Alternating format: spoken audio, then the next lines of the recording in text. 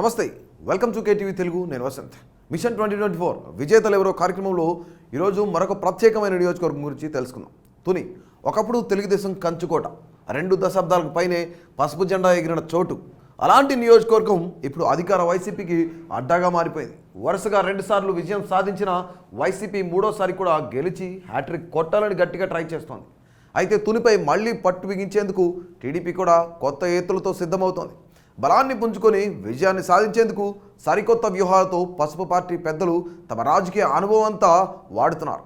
వరుసగా 6 సార్లు గెలిచిన యనమల రామకృష్ణుడి కుమార్తె ఈసారి టీడీపీ తరఫున బాధ్యతలు తీసుకున్నారు. కాకినాడ జిల్లాలో కాకినాడ తర్వాత అతిపెద్ద నియోజకవర్గం తుని. చుట్టుపక్కల ఉన్న 150 గ్రామాలకు వాణిజ్య వ్యాపార కేంద్రంగా కొనసాగుతోంది ఈ ప్రాంతం. 1952లో ఏర్పడిన తుని అసెంబ్లీ నియోజకవర్గంలో తెలుగుదేశం ఆవిర్భావం తర్వాత వరుసగా 6 సార్లు గెలిచి డబుల్ హ్యాట్రిక్ కొట్టింది టీడీపీ. 2009 ఎన్నికల్లో టీడీపీ కంచుకోట బద్దలైంది.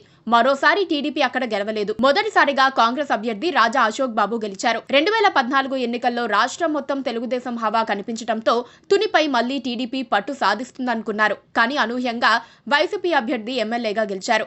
గత ఎన్నికల్లోనూ వైసీపీ ప్రభంజనంలో తునిలో వరుసగా రెండోసారి వైఎస్ఆర్ కాంగ్రెస్ పార్టీ అభ్యర్థి గెలుపొందారు. యనమల మరో నాయకుణ్ణి ఎదగనీయకపోవడంతో టీడీపీ అనాథగా మారినట్లయింది.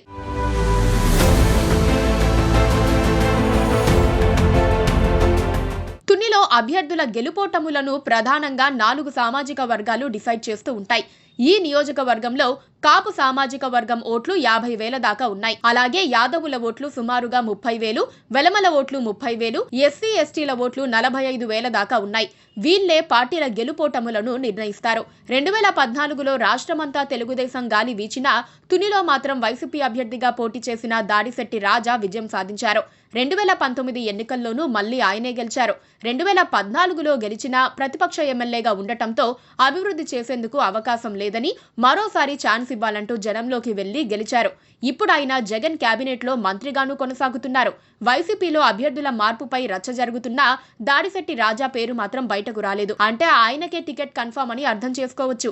అయితే నియోజకవర్గంలో జరిగిన కొన్ని పరిణామాలు, హత్యలు, హత్యాయత్నాలు వంటివి ఆయనపై అనేక అనుమానాలు ప్రజల్లో కలగడానికి కారణమవుతున్నాయి. 6 సార్లు వరుసగా గెలిచిన యనమల రామకృష్ణుడు 2009 ఎన్నికల్లో యనమల రామకృష్ణుడు ఓడిపోయారు.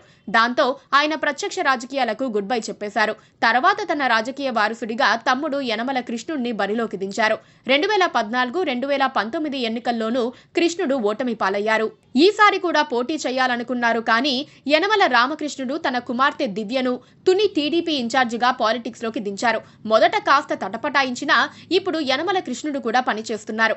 ఆవిడ జనంలో విస్తృతంగా పర్యటిస్తున్నారు. ప్రభుత్వ వ్యతిరేకత, మంత్రిపై ఉన్న వ్యతిరేకత కలిసి వస్తుందని అంచనా వేసుకుంటున్నారు. జనసేన విషయానికి వస్తే గత ఎన్నికల్లో ఆ పార్టీ తరఫున మాజీ ఎమ్మెల్యే రాజా అశోక్ బాబు పోటీ చేశారు. ఆయనకు స్వల్ప ఓట్లు మాత్రమే వచ్చాయి. ఎన్నికల్లో ఓటమి తర్వాత రాజా అశోక్ బాబు పెద్దగా ప్రజల్లోనూ పార్టీ కార్యక్రమాల్లోనూ కనిపించలేదు. అశోక్ బాబు జనసేనకు ఎంత కొంత ఓట్ బ్యాంక్ ఉన్నా నడిపించే నాయకుడే లేడు. ఇప్పుడు టీడీపీ జనసేన మధ్య పొత్తు ఉండటంతో జనసేన కేడర్ టీడీపీతో కలిసి పోటీ చేయనుంది. ఇక్కడ సీటు కోరే అవకాశం లేదు కాబట్టి టీడీపీ పోటీ చేయడం ఖాయమే. తునిలో టీడీపీ వైసీపీ మధ్య నువ్వా నేనా అనే స్థాయిలోనే పోటీ ఉండటం ఖాయంగా కనిపిస్తోంది.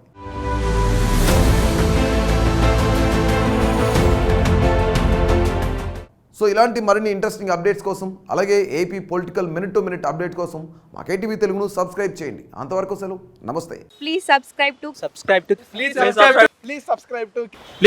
To KTV Telugu. KTV Telugu channel.